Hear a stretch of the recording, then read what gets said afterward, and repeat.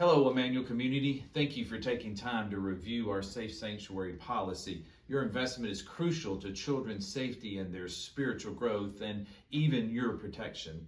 As a church, we seek to make Emmanuel United Methodist Church a safe place for children to gather, to learn, and to grow. And we want to give parents confidence and assurance that their children are being well cared for. As volunteers, this information you're about to hear is crucial to understanding our policies and procedures and guidelines to follow in case anything arises. So I hope you'll take it and listen to it and know that it's very important. Please give it your time and consideration and let us know afterwards if you have any questions. Thank you for your time.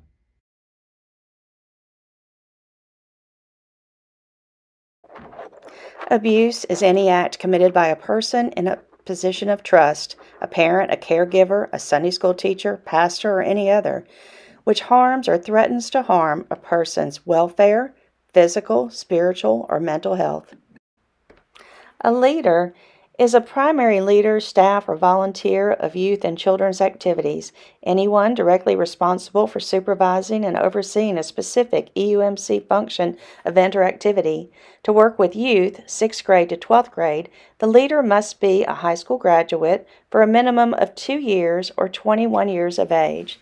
To work with children's infant through 5th grade, the leader must be a minimum of 18 years of age. Assistants are persons who lend aid to the leader and act at the direction of the leader. Whether working with children or youth, assistants must be a minimum of 2 years older than the age that they are serving, and in the judgment of EUMC staff member competent to assist in the activity. At least 2 Safe Sanctuary trained adults are to be present during all church-sponsored programming with children. For youth, 2 adults are preferred, or a minimum of 3 youth and 1 adult present at all times. The exception to this rule will be those giving private lessons in the facility, and in that case, the leader will be required to have a background check. If the 2 are related by blood or marriage, it is strongly recommended that an unrelated third-party adult be present. No person under the age of 18 may serve as an adult under this rule. Where it is impossible to staff 2 adults in every room, an additional adult must serve as a floater with visual and physical access to all areas.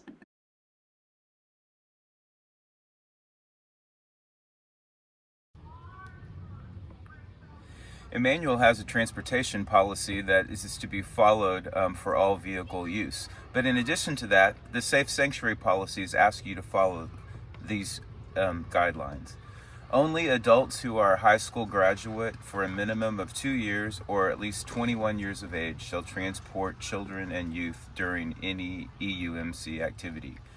No adult not meeting these requirements may transport himself or herself or any other person during any EUMC activity. During transportation, there must be at least 2 adults meeting the requirements mentioned above, or if circumstances absolutely prevent having a second adult, at least 2, more preferably 3 children or youth should be in a vehicle.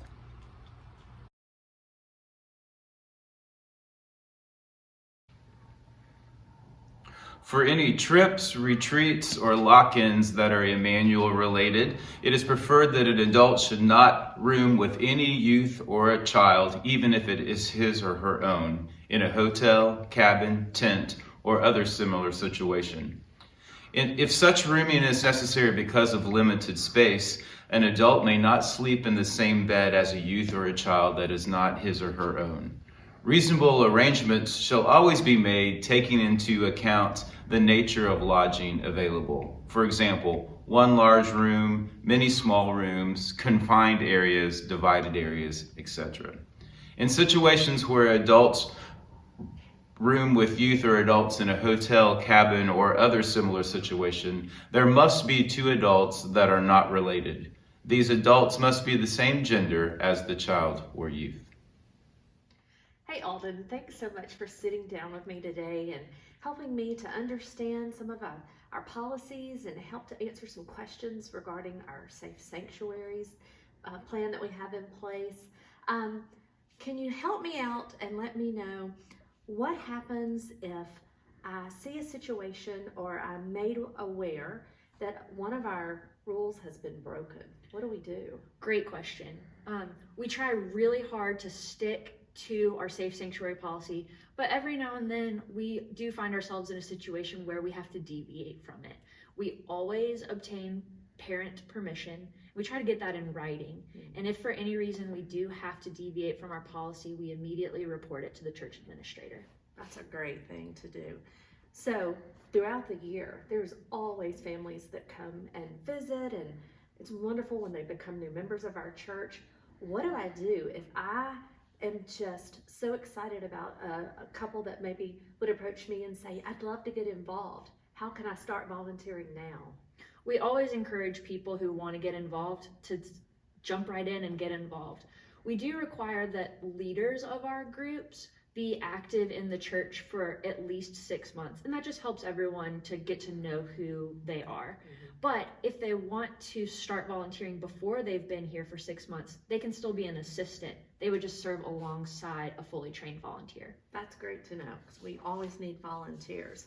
So I know a year ago when I was hired, they did a background check on me.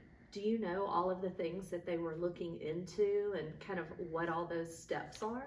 Every staff person has a full criminal, child abuse registry, motor vehicle, and credit check done before they're hired.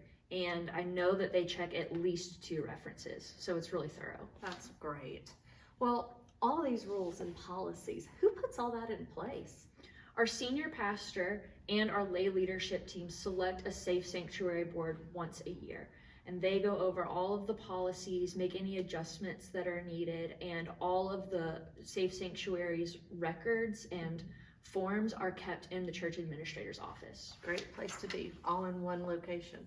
So once we go through the safe sanctuary's policies, then there's a training piece attached to it. How often is that done?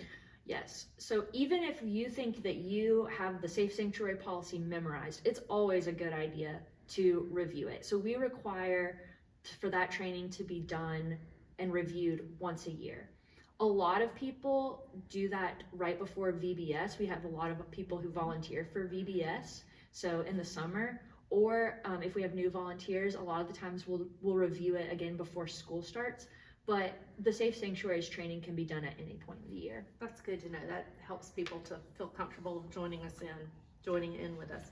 All right, so let's say I am in a area and I've talked to a child, or perhaps a volunteer has told me they are suspecting child abuse. How do we report it? How do we handle that? We take all allegations very seriously, and we're going to report that immediately. But in order to get into the details of what to do, I'm actually going to pass that question off to some of our church members who are experts in law and law enforcement. Great, thanks. Order is according to law. Of course. So in the state of Tennessee, everyone is a mandatory reporter. So if you see or suspect any sort of abuse of a child or a vulnerable adult, you do have to report that to the Department of Children's Services. So if I'm in a ministry setting where there's other people, maybe I'm not the one in charge, I should just go ahead and assume they're going to report, right? No. Okay. If you see it or if you suspect it, you need to report it so that we can ensure that all of these children and any vulnerable adults are protected. So the first thing that you must do is report to the Department of Children's Services, and you also need to report to the senior minister.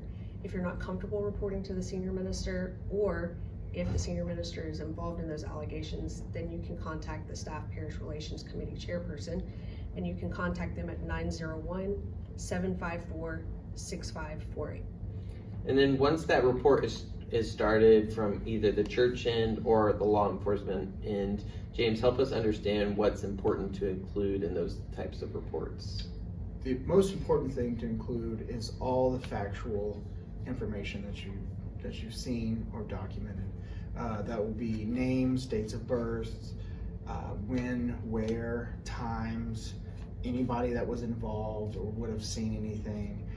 That's going to be all reported to DCS and also to the church as well. So our Safe Sanctuary policy hopefully in conjunction with the state and federal law, is in place so that we can make sure that evidence is being brought forth, that things are in the light, and we can protect vulnerable adults and children, whether appropriate action should be taken place. Our emphasis is that the protection of all potential or current victims. Thank you so much for joining us today. Hello again, Emmanuel community. I just wanted to thank you again for your time that you spent looking at our Safe Sanctuary policy, realizing how important it is. If you have any questions, please contact us at the church, contact Jane Kinzer, and let us know, and we'll be happy to help address any concerns or questions you may have. Thanks again for your time. Have a nice day. Please let your leader know that you have completed this training.